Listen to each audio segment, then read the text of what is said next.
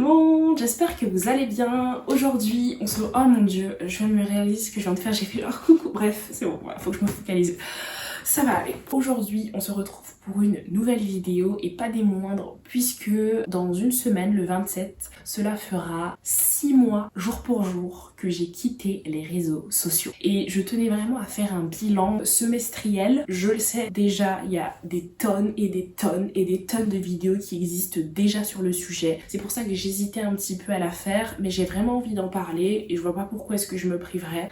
Dans un premier temps, je vais vous parler de ma relation avec mes réseaux sociaux, comment est-ce que ça a débuté, puis ensuite tout simplement mon expérience à travers les différents réseaux sociaux que j'avais. Je vais vous expliquer pourquoi est-ce que j'ai décidé de partir, quelles conséquences positives et négatives ça a eu, et l'après, quelle décision est-ce que j'ai prise. Est-ce que j'y retourne ou est-ce que je continue sur cette lancée-là et j'arrête définitivement. Sans plus tarder, on va commencer.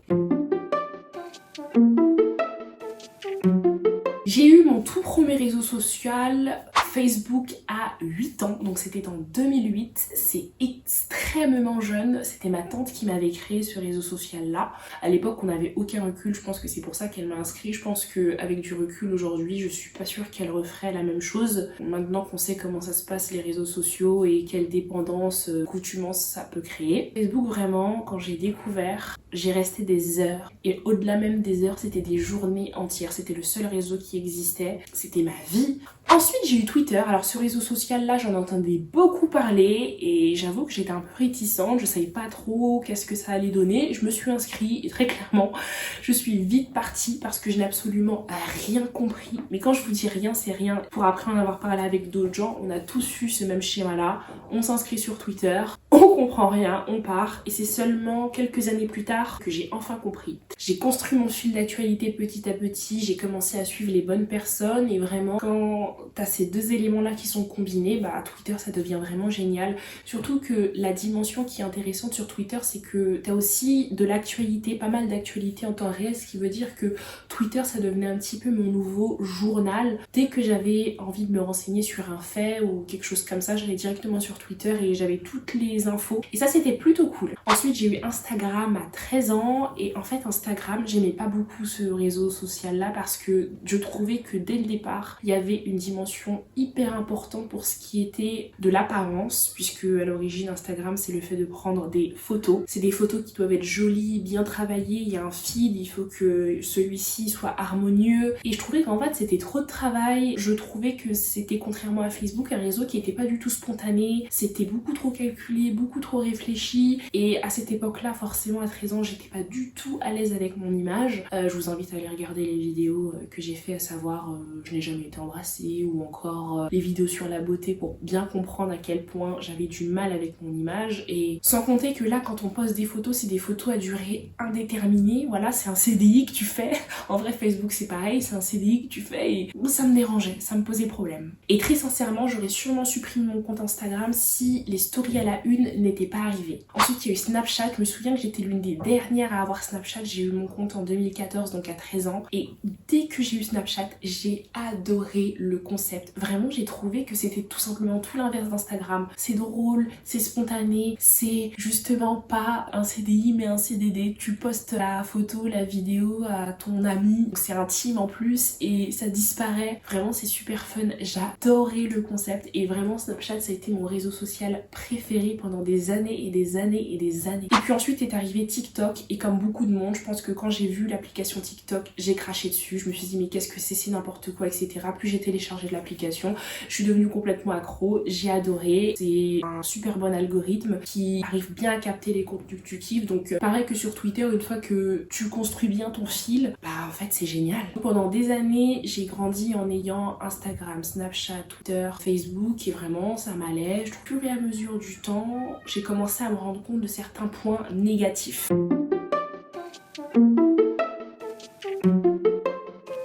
Premièrement, il y a la pression des statistiques et là où il y avait le plus de pression à mon sens c'était Facebook et Instagram. Facebook à l'époque, je sais pas si vous vous souvenez, que ce qui comptait impérativement c'était d'avoir beaucoup d'amis. J'étais arrivée jusque 1200, 1300 amis, ce qui est énorme. Et puis un jour je me souviens que j'ai supprimé pas mal de monde, puis des gens avec qui j'avais tout simplement pas d'alchimie. Qui se souvient de l'époque sur Facebook où on envoyait des messages et on recevait aussi surtout des messages de gens de l'école, du collège principalement, où ils te disaient tu peux liker ma dernière photo s'il te plaît. Mais ridicule, est-ce que vous vous souvenez, on faisait ça, mais vraiment, moi il y a des filles genre populaires que j'aimais pas trop qui m'envoyaient genre de messages. En fait c'est des gens avec qui t'as pas d'alchimie, tu leur parles pas. Mais là dès qu'il s'agit de son image, de paraître et d'avoir bonne figure, il faut impérativement communiquer avec le maximum de personnes. Là tout le monde est ton ami, vraiment n'importe quoi. Sans compter que ce soit sur Facebook ou sur Instagram, chaque photo que j'allais publier, c'était une pression monstre. Quelle photo est-ce que je publie? Quelle description est-ce que je vais mettre? Je me souviens, alors attendez, vous allez rire, il y avait une photo que j'avais mis. À l'époque, il y avait une musique d'Alonso que j'adorais. Et vous savez la description c'était quoi? Mais en fait aujourd'hui j'ai honte parce que c'est tellement kéké. C'est la musique où il chante La belle vie le Z, la belle vie le quoi. Et vraiment, en plus je trouve que ça me ressemble tellement pas. Mais à l'époque vous savez l'objectif c'était pas de faire des choses qui nous ressemblent mais des choses qui plaisent et ressemblent aux gens avec qui t'es dans les écoles. Et d'ailleurs je trouve la fonction où on peut masquer les j'aime sur Instagram hyper bien, hyper pratique parce que ça permet d'enlever une certaine pression pour la personne qui publie le contenu.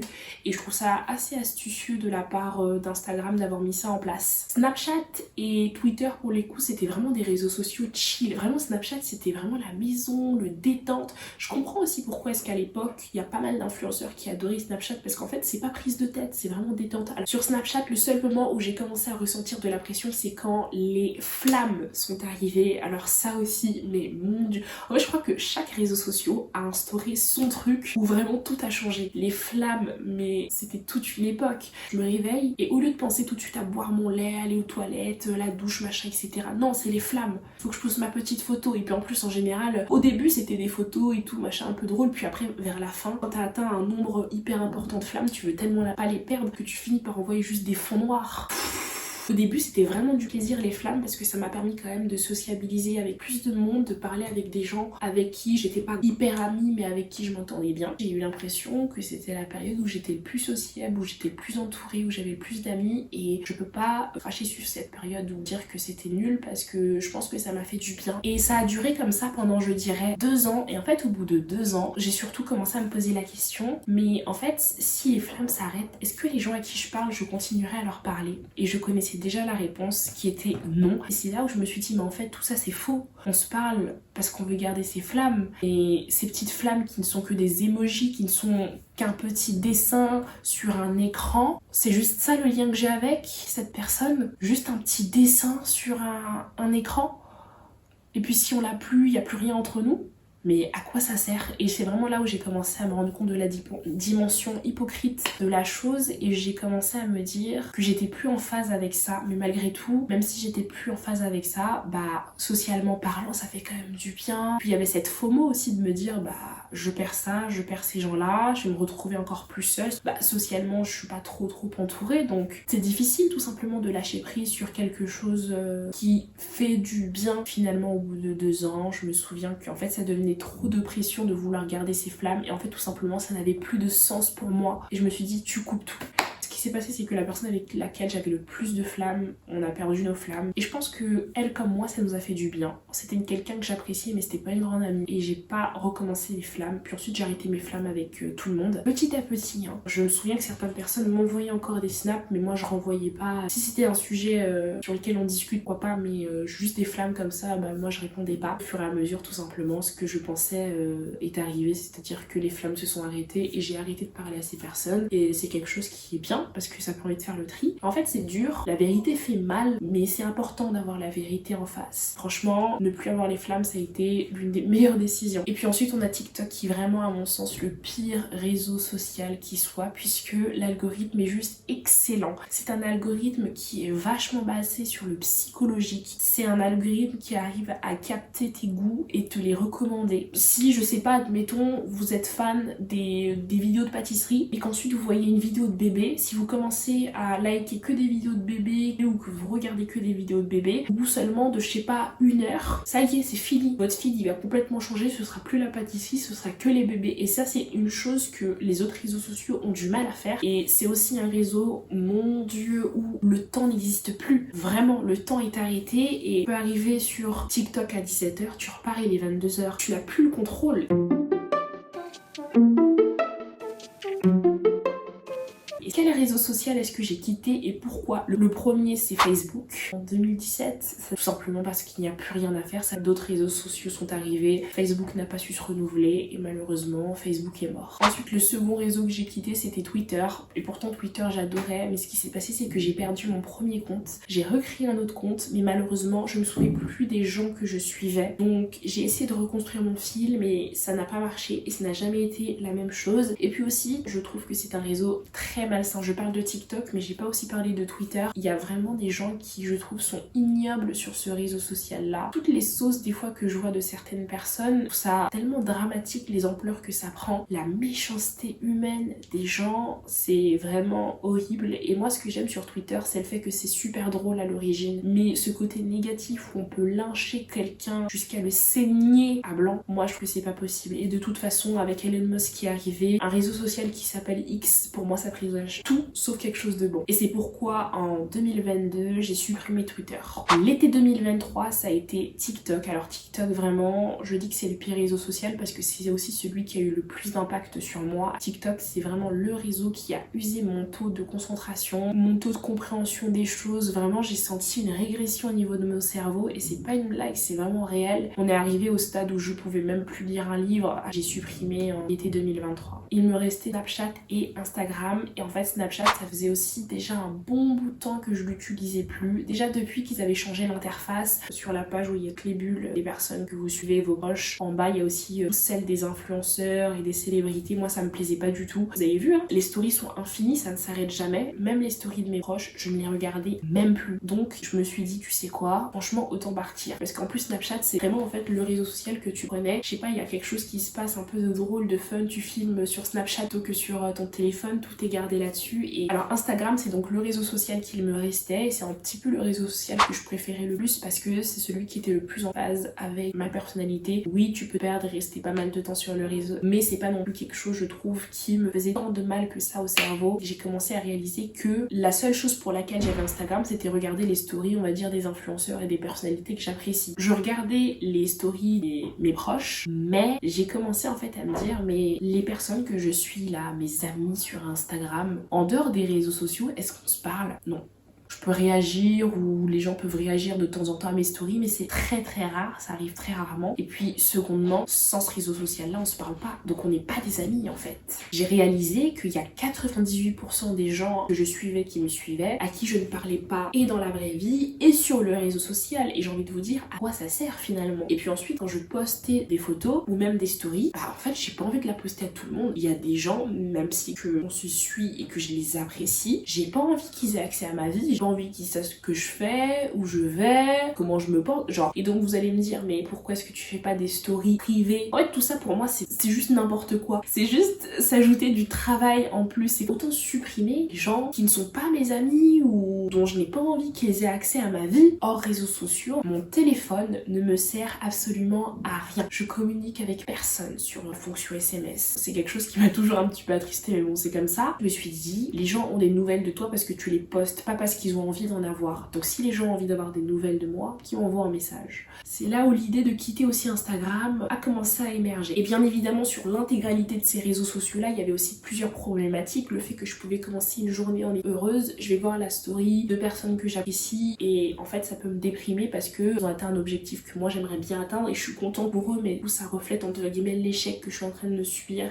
Voir aussi parfois des gens entourés et toi t'es seule. Les suppositions que vous pouvez faire à travers les réseaux sociaux, mais vous avez pas idée le nombre de fois où je suis chez moi et je vois une copine avec laquelle tu devais faire un resto et tu vois qu'en fait elle est partie au resto où vous deviez aller ensemble avec quelqu'un d'autre. Tu te dis mais pourquoi est-ce qu'elle est partie sans moi? Pour les gens qui font des fêtes, des soirées, machin, toi t'es là chez toi, tu te fais chier. Des gens avec qui tu devais sortir ou finalement ça s'est pas fait parce que la personne n'a peut-être pas le temps et tu vois qu'en fait dans ses stories en fait la personne a clairement le temps puisqu'elle sort tout le temps, elle a juste pas le temps pour toi. Toutes ces réflexions là, ces suppositions là, c'est pas possible. Mon cerveau était tout simplement saturé d'informations. En fait quand t'es sur les réseaux sociaux c'est information, on te jette, vous voyez comme on jette de la nourriture aux pigeons, on vous jette des informations comme ça mais en quantité importante, on te les jette, on te les jette, on te les jette et c'est des informations auxquelles tu n'as pas forcément besoin mais que tu stockes parce que tu les vois. Il y a aussi l'addiction, bah tout simplement il te faut ta dopamine. Vous pouvez voir le nombre d'heures que vous passez sur les réseaux sociaux et vous pouvez aussi voir le nombre de fois où vous déverrouillez votre téléphone. Il y a un jour où j'ai vu que j'avais déverrouillé genre 200 fois un truc comme ça mon téléphone et je me suis dit mais est-ce que je peux venir faire ça 200 fois dans la journée? Ça me paraît absurde. Et puis bien évidemment il y a que les heures perdues quand tu vois que tu passes 8 heures sur ton téléphone et qu'il y a 24 heures dans une journée, il te reste que 16 heures. 8 heures c'est le temps que tu passes pour dormir. En fait 8 heures c'est une journée de travail ou d'école. En plus du travail qu'on a, on perd 8 heures sur les réseaux, mais qu'est-ce qu'on fait de nos vies? Pourquoi est-ce que j'ai pas pris la décision de supprimer mes comptes? Snapchat il y a les memories, malheureusement je peux pas. J'ai peur qu'un jour Snapchat annonce qu'ils vont définitivement fermer, que tout le monde perde memories. Ce serait horrible. Et Instagram, en fait, la raison pour laquelle je l'ai pas supprimé, c'est que il y a des gens à qui je parle plus pourtant depuis des années, mais j'ai cette FOMO, donc Fear of Missing Out, la peur que en fait en supprimant mon compte Instagram définitivement, bah la relation qui n'existe plus, elle soit supprimée définitivement. Ça paraît bizarre, mais j'ai quand même cette attache là, cette petite dépendance, ce petit lien qui me fait dire je supprime Instagram, c'est fini ces gens là, genre c'est terminé, alors que c'est déjà terminé Et en fait je suis pas là en mode oh non c'est triste si ça termine avec eux, genre je m'en tape, mais c'est juste cette action définitive qui me fait peur.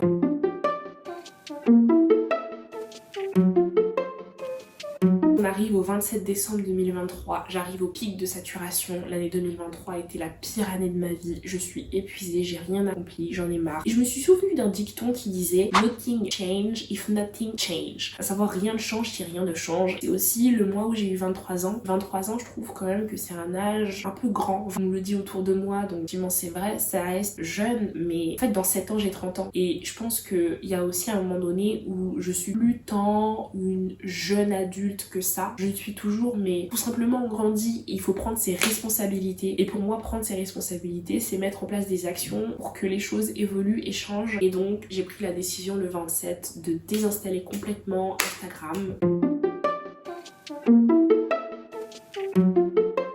Donc, mes peurs avant de partir, c'était la FOMO, Fear of Missing Out. J'avais peur de manquer une information importante, cruciale, alors qu'en vérité, on va pas se mentir, il n'y a rien d'important.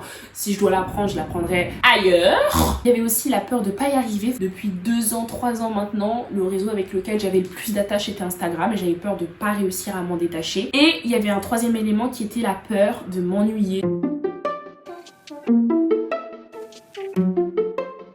Une fois que j'ai supprimé ce réseau social là, j'ai vu un impact dès le départ, mais c'était fulgurant. Le premier impact, et c'était aussi lié à une peur que j'avais, c'est le temps qui passe. Mais j'ai tellement plus de temps. Vous savez, aujourd'hui on a tendance à dire que le temps passe trop vite et qu'on aimerait retrouver le temps de quand on était enfant où les heures paraissaient des années. Et bah quand j'ai quitté les réseaux sociaux et que j'avais plus rien, ça m'a un peu fait ça. J'ai aussi réalisé que j'étais beaucoup plus ancrée dans la réalité, ce qui fait énormément de bien, mais aussi à l'inverse, parce qu'il n'y a pas que du positif, dans les moments où tu te sens pas trop mal, où tu t'ennuies, t'as plus cette échappatoire, d'aller sur les réseaux sociaux. Par exemple, je sais pas, t'es dans un moment où c'est calme, c'est silencieux, c'est un peu gênant, t'es avec d'autres gens, mais vous avez rien à vous dire, bah t'as cet échappatoire de je prends mon téléphone, je vais sur les réseaux sociaux. Là, j'ai pas ça, donc en fait, t'es obligé de vivre le moment et c'est un petit peu désagréable à certains moments. L'une des choses où c'est vraiment le plus difficile, c'est quand t'es dans une pièce entourée de monde et que tout le monde est sur son téléphone. Mis à part les réseaux sociaux, sociaux, bah je parle avec personne, donc j'ai rien à faire sur mon téléphone. Et en fait t'es là, tout le monde est sur son téléphone et c'est un peu gênant. Quand je suis par exemple dans les transports, je me surprends du coup à regarder tout le monde et c'est fou. Dans une rame, le nombre de personnes qui peuvent avoir les yeux rivés sur le téléphone et t'es là et tu te dis mais genre, on est vraiment happé par ce truc, c'est fou. Et d'ailleurs j'ai une anecdote, mais mon dieu, j'étais dans le train et en face de moi il y avait un mec. Il était assis, il est sur son téléphone. Et bon, voilà, moi je suis en face de lui, forcément je vois tout ce qu'il fait. En plus luminosité au max. Il va sur Snapchat, il regarde la story de quelqu'un. Sauf que la story, il la regarde pas, il la swipe, il la ta ta ta ta ta ta ta ta ta. Quel intérêt? Bon, ensuite, la story est finie. Toutes les stories qu'il devait regarder, il les a regardées. Il refresh la page une fois, il refresh la page deux fois, il refresh la page trois fois, il refresh la page quatre fois. Il va dans l'onglet amis, il entrouvre les messages, il ferme. Il retourne à l'onglet story, il refresh une fois, il refresh deux fois. Puis ensuite, il va dans l'onglet où il y a toutes les célébrités là, il en regarde quelques-unes. Il regarde pas, il swipe. Il enlève la story qu'il regardait d'une célébrité, il refresh une fois, deux fois. Et vraiment, j'étais en face et je me suis dit mais waouh. Et attention, je juge pas, bien que ce soit quand même chaud, parce que je sais que j'ai sûrement déjà dû le faire inconsciemment, on le fait tous. En fait, vraiment, j'étais là genre, mec, quitte Snapchat, genre, y a plus rien là. Il va pas y avoir de story, y a rien. Et puis finalement, après, il y a eu une story. Dès que la story est arrivée, il a cliqué dessus, genre, vous voyez, c'est comme si l'eau est là, l'eau est arrivée.